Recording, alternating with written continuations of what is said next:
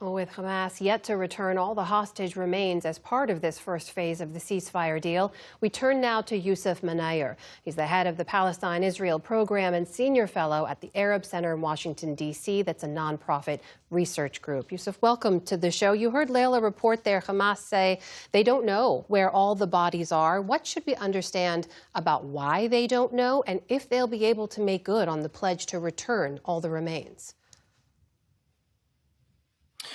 Right. Thank you for having me. I mean, the first thing I would say is this was actually largely expected in the agreement that was hammered out in Cairo prior to the peace summit the other day, where Donald Trump met with all these global leaders to declare an end to the war.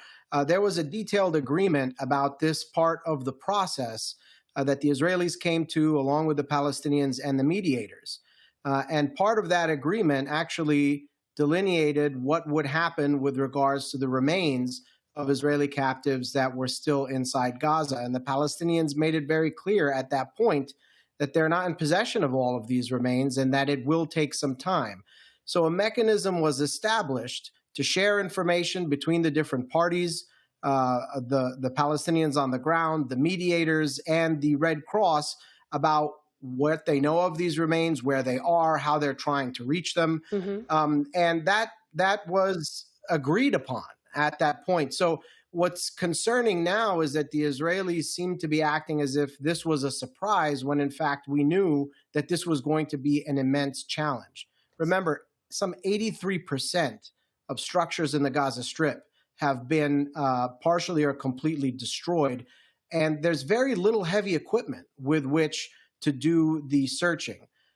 So this is a big reason why we're at this place today. So, Yousef, a lot of questions, it sounds like, on what's been publicly said and what's privately agreed to, but a lot of questions around whether or not the remaining bodies will be returned. I do want to ask you about what we've seen just in the last couple of days on the ground in Gaza, which is Hamas forces in uniform standing guard in some areas, also engaging in gun battles with people who don't support them, and also horrifying video of them rounding up and executing publicly people who they accuse of collaborating with Israel. Is all of that sanctioned activity by the same Hamas leadership that signed on to this ceasefire deal?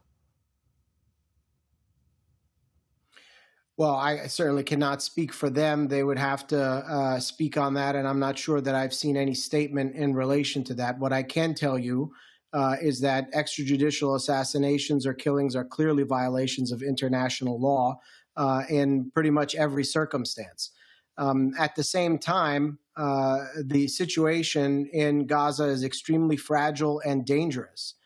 There is no real authority in Gaza right now except for the pieces of what's left of the previous Hamas authority on the ground in the Gaza Strip. And there are a large number of vigilantes, gangs, groups that have been involved in other extreme activity, groups that have been collaborating with the Israelis and implicated in other human rights violations. And we also have to keep in mind, over the last 2 years, police stations in the Gaza Strip have been targeted and destroyed. Courthouses have been targeted and destroyed. Members of the civilian police force in Gaza, some 1,500 of them, have been killed by the Israeli military. So it's not surprising at this point that law enforcement is not exactly present in the Gaza Strip or behaving in the ways we would normally expect in a situation where there is control and no war. So obviously these scenes are very disturbing, and it's incumbent, I think, on all parties to act within the bounds of international law. But it's going to be a very difficult situation in Gaza until there is an authority or government established that can take the reins of the situation on the ground. A very tenuous peace deal in place, and as you note, a lot of questions ahead, let alone disarmament, governance down the line. Yousef Munayyer from the Palestine-Israel program at the Arab Center in Washington, D.C. Thank you so much for joining us.